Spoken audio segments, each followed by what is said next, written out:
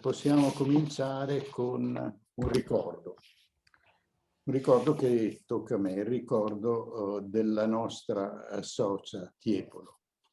E confesso che la scomparsa della nostra consocia Maria Francesca Tiepolo, che oggi ho qui il privilegio triste però di ricordare, mi pare non soltanto segni la dolorosa perdita di una persona che era amica, ma nel contempo corrisponda a un ulteriore passaggio nel processo di indebolimento della sempre più fragile realtà veneziana.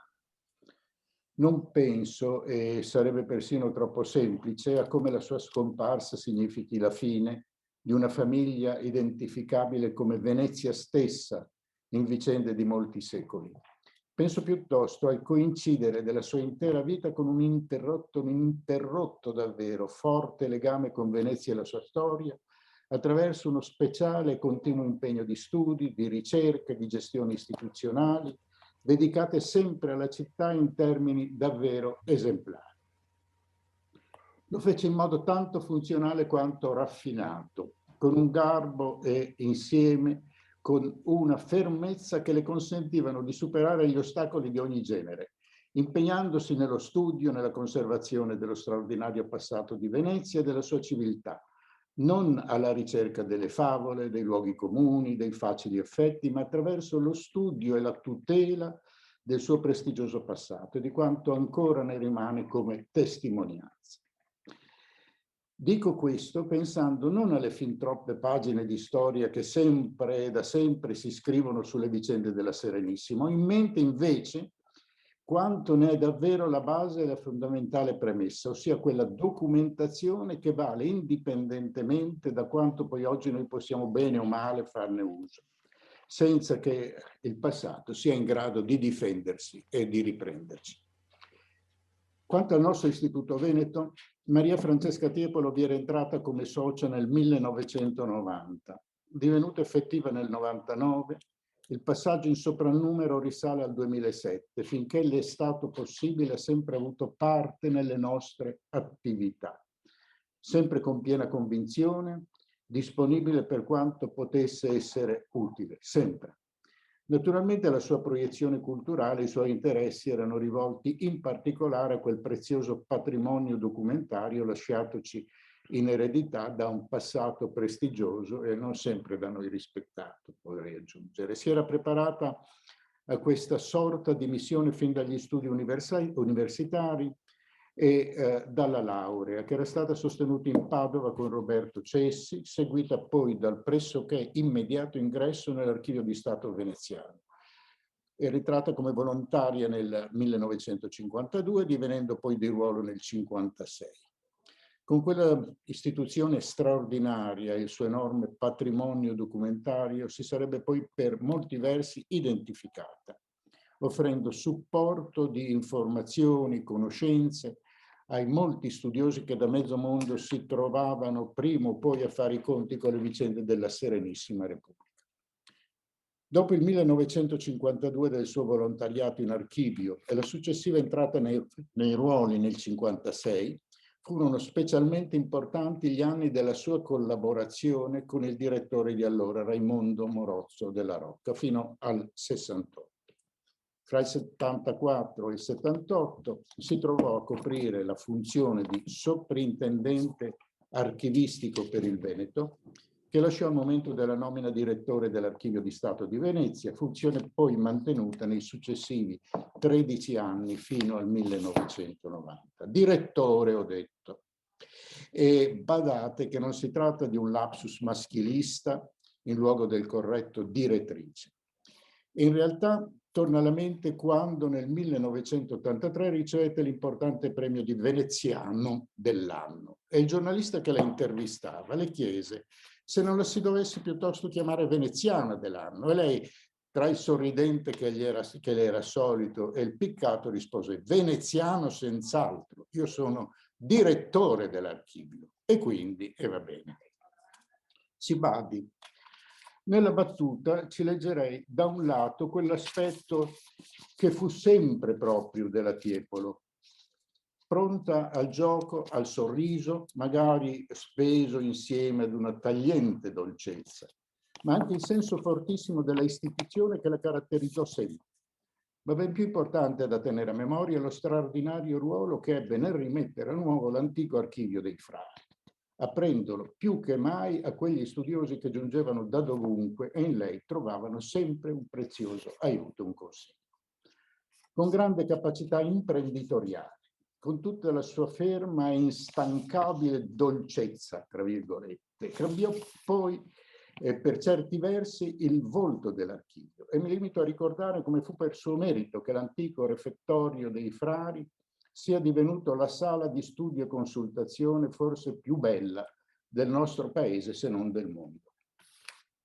Ma poi la quotidianità della funzione con i suoi obblighi, manutenzioni, recuperi, continui interventi, scelte persino geniali a volte, che fra l'altro aprivano la severa realtà degli studi alla città con quelle splendide mostre documentarie che anno dopo anno vennero organizzate con i materiali dell'archivio stesso. Furono 13, come gli anni della sua direzione, uno per anno, tutte accompagnate da cataloghi che restano esemplari, che spiegarono alla città e ai visitatori quale patrimonio di storia e di cultura fosse custodito ai frati.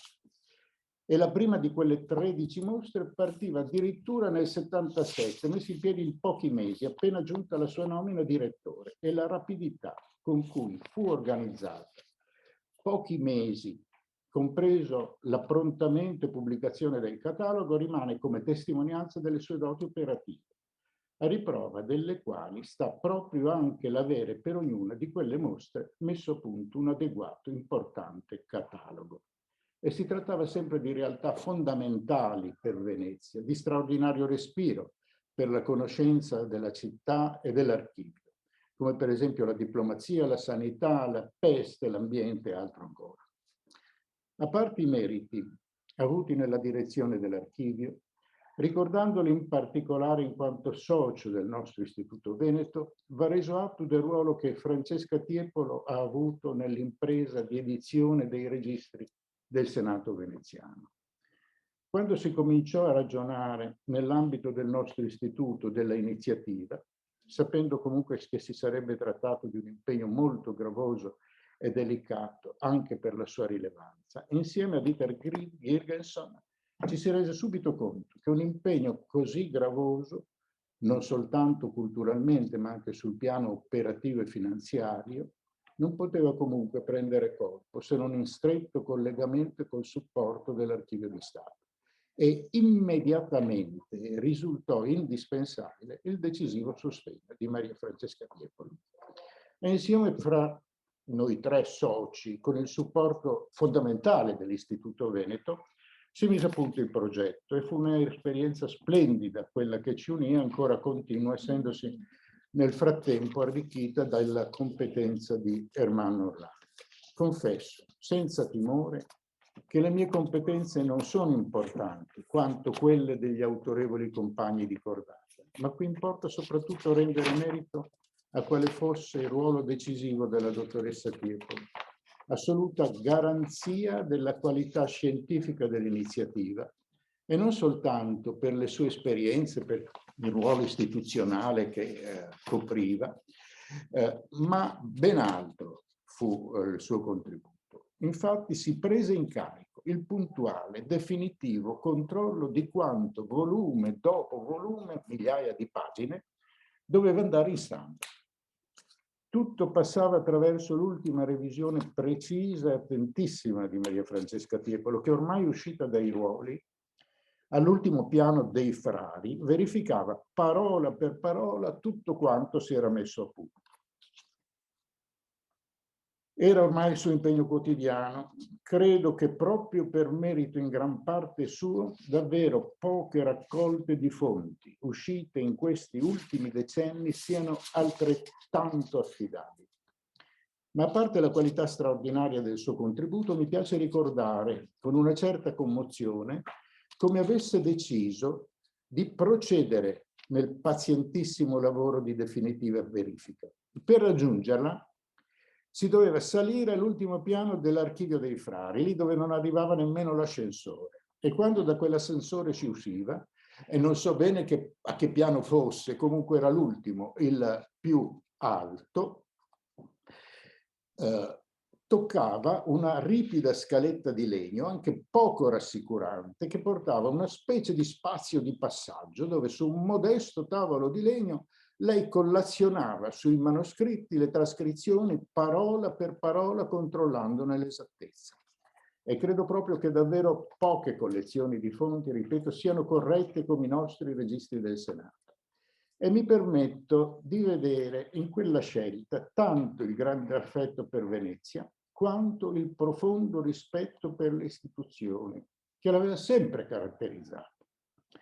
Sono certo che se l'avesse chiesto avrebbe avuto in archivio a disposizione una stanza splendida, forse la più splendida, con ogni possibile e utile supporto, ma proprio questo rischio non lo vedeva, non lo voleva nemmeno pensare, e non credo di sbagliare. In fondo aveva sempre ragione e con la sua serena tranquillità sapeva giungere sempre in porto. Con me non mancò l'occasione per qualche divergenza su qualche collaboratore, ma devo confessarlo, aveva ragione lei. Oggi l'idea di quello spazio in cima, rimasto vuoto, mette molta malinconia. La continuità del suo impegno era il segno di un grande amore per l'archivio, per i tesori che vi si conservano, per l'etica del lavoro e della ricerca, per la città e la civiltà con le quali si identificava. Ma si trattava anche dei prodromi per una stagione che finiva, non soltanto per lei. Nel 2016 quella commovente presenza della dottoressa Tiepolo in quell'ultimo piano cessò a ragione del malore che la colpì, col ricovero in ospedale e la scelta quasi obbligata del non ritorno a casa. Con il passaggio in una struttura in grado di assisterla, restò l'amicizia e il rispetto di chi ne aveva apprezzato i meriti e il sostegno della collaboratrice che l'accompagnò negli ultimi anni di vita fino alla scomparsa nel 2020 all'età di 95 anni. Resta il ricordo di una dolce durezza, di una grande cultura, di una capacità di sorridere e di un amore per Venezia, per la sua storia e per quei documenti che le sono stati preziosi compagni in una vita di straordinario impegno. Così io la ricordo. Grazie.